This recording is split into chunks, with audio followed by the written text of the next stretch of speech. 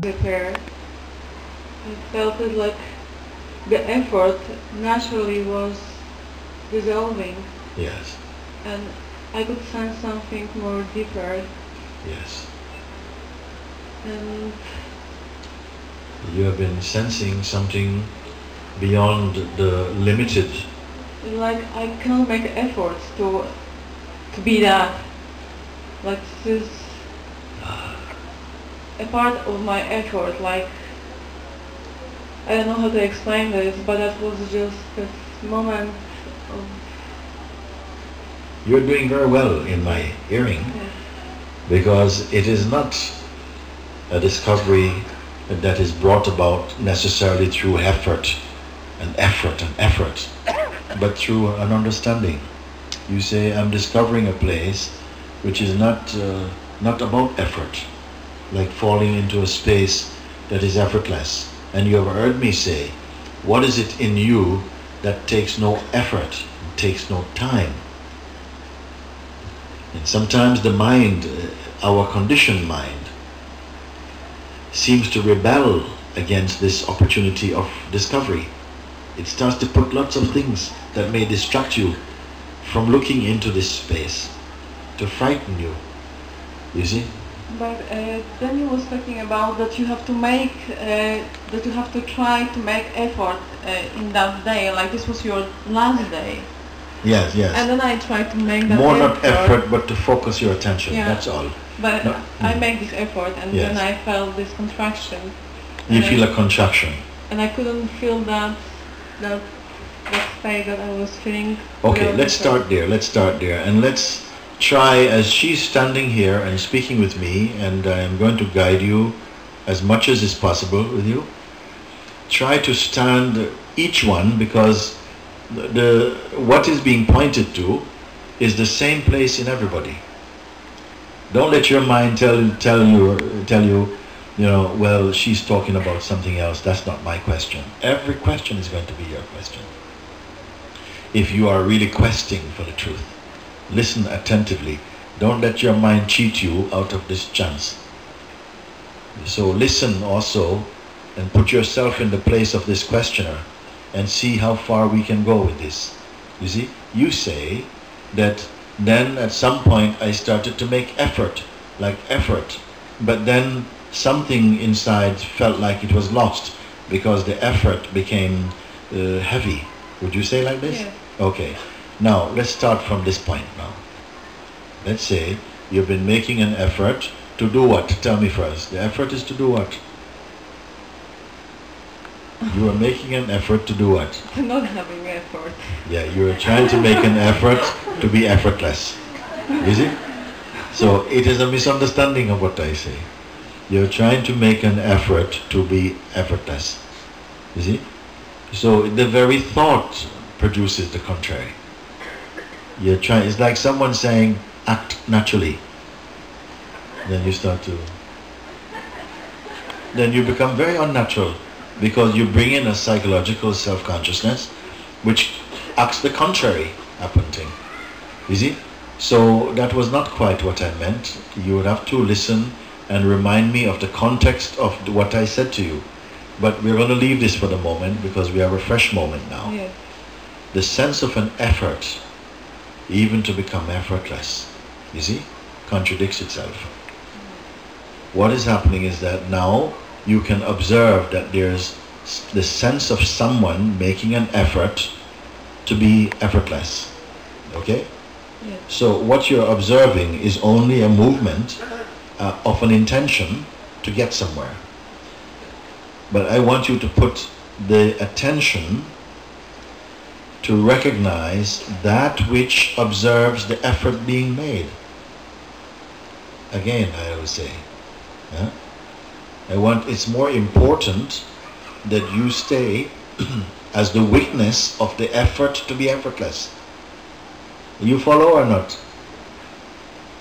Can I see some response? Thank you. Good.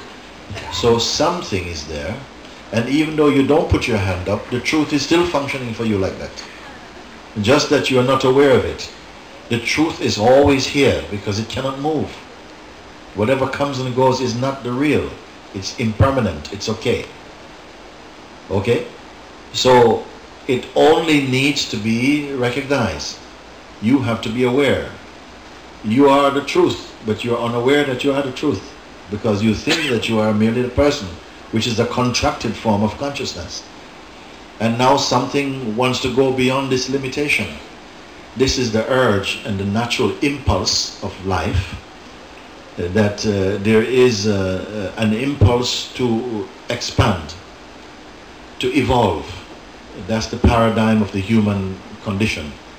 We need to excuse me, constantly grow and become more and more close to our goal, imagined or real. But this is something now I am pointing out, yeah, that the very effort to attain or acquire something is appearing inside the awareness, which itself is not making any effort. It is like a light, an intelligence, an intelligent space in which whatever arises is perceived automatically and without effort. This light of consciousness is always in you, every day. Even if you are just cutting vegetables, it is by the light of this consciousness that you are doing it. Even if you are telling a lie or doing something beautiful, it is in the light of consciousness that this activity is taking place. But in our human world, very little importance is given to that continuous consciousness, because the mind cannot manipulate it. And the beings, the human being, is primarily trying to control or manipulate his existence. Why? Because he feels insecure. Why insecure? Because his very nature as a person is built upon a lie, a limitation. And believing in this limitation creates the sense of an inadequacy. Something is missing. But this very thing that's missing gives rise to the impulse for freedom, the impulse for change. It's a wonderful work of wisdom that only the Supreme Being could create a play that is so alive, so spectacular, so diverse, and yet at the same time is held together by truth and by love. The more we are identified personally, the less chance you stand of understanding the great picture. The more you become aware of your true nature, all of this becomes very easy for you, very simple for you. Your eyes open, your spiritual eyes open.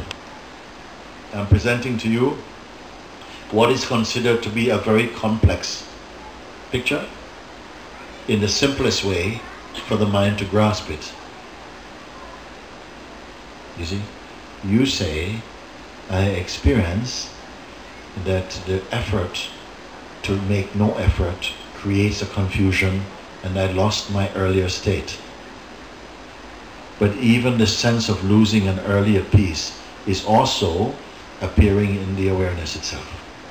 Pay a little attention now to just the awareness itself. Listen, just be the awareness itself. Now you may see some energy come from the mind, like it start to feel restless. But there's nothing happening in awareness. There's nothing happening in awareness. What's the point? What's the point of being in a space where nothing is happening? This is the mind wriggling now. You see? And who is it speaking to? Who is it speaking to? The mind itself, something is moving, saying, yeah, what's the point of being here? There's nothing here. Why would you want to be in a space of nothing when over there so much is happening? And this usually catch the person idea that we think we are, who is addicted to experiencing and always going out through the senses and connecting with sense objects and experiencing for a little bit and then feeling disappointed and then try to this movement. So when you come to recognize the silent stillness of your inmost being, very quickly some agitated thoughts coming. Come, let's play. There's nothing happening here. You know, how are you going to live your life if you're so still? Who's going to pay the rent? All these things. And so very quickly we return to a state of identity, because the identity is the aspect of ourself which needs to accomplish things, who always gets going, is the doer energy inside us.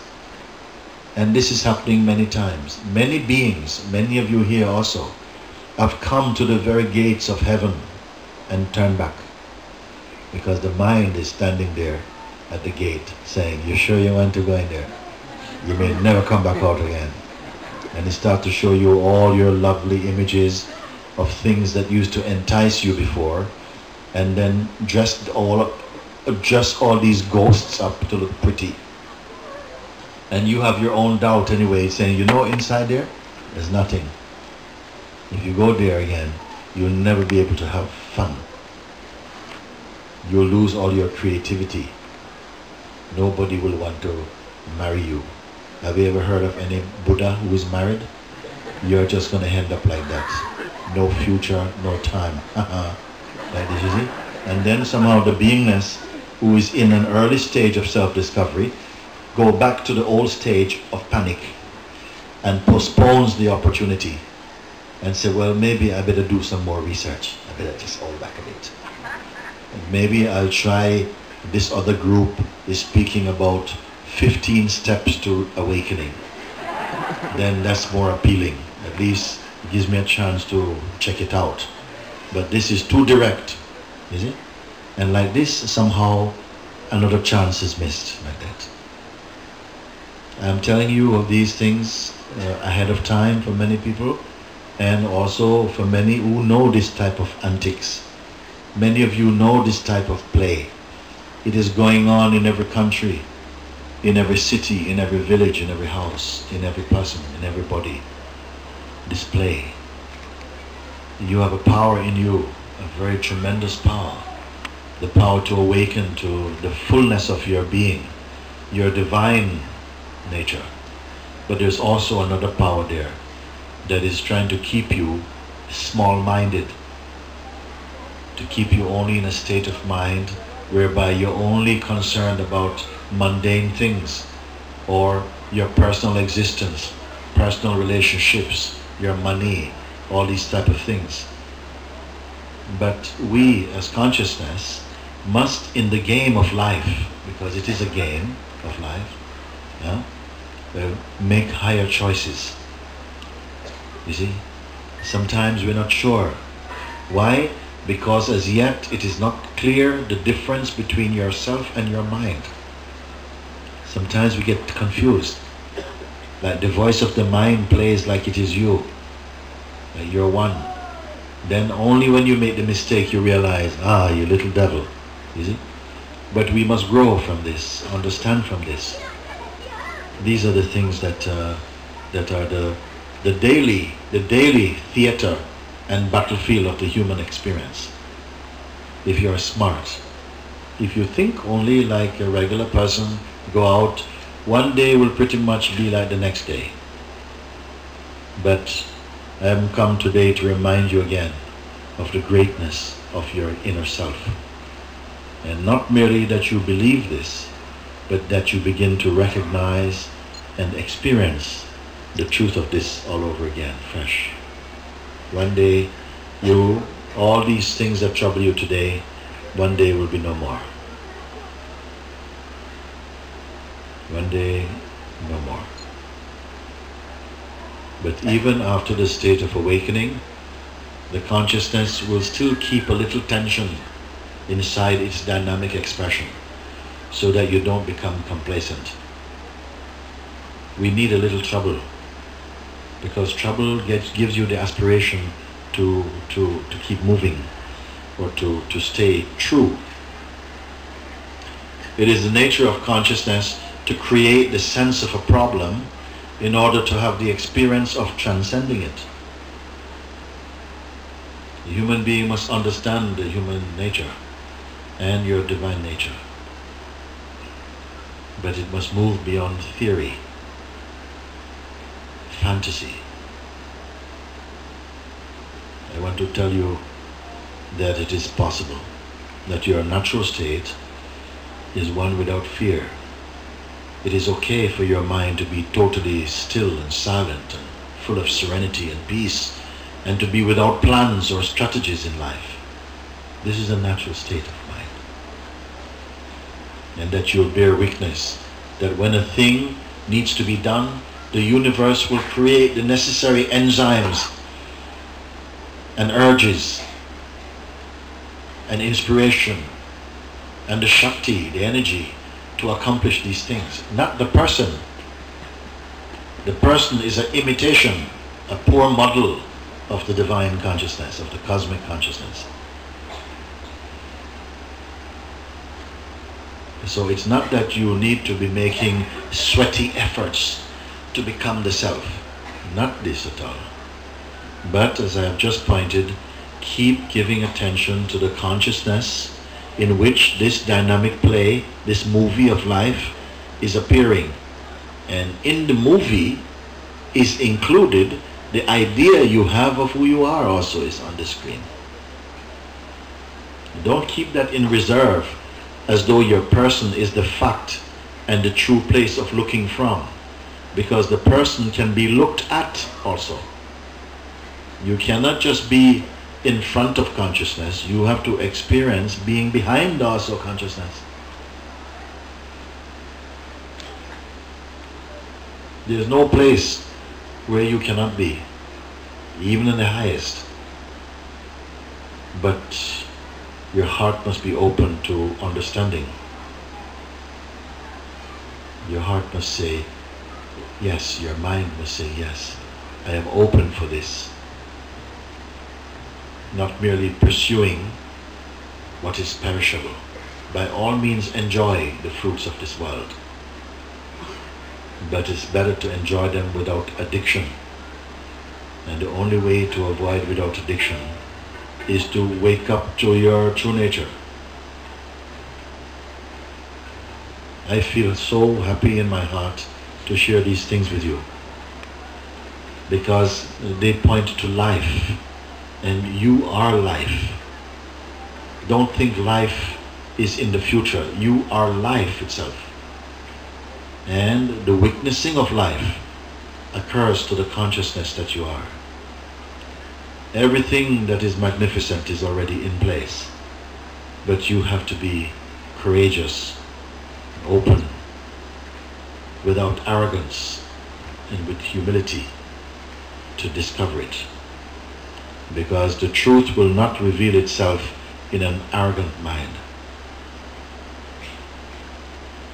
Some power has called you. All of you, so many countries you have come from to be here, and yet you're called by one voice, not a voice of difference.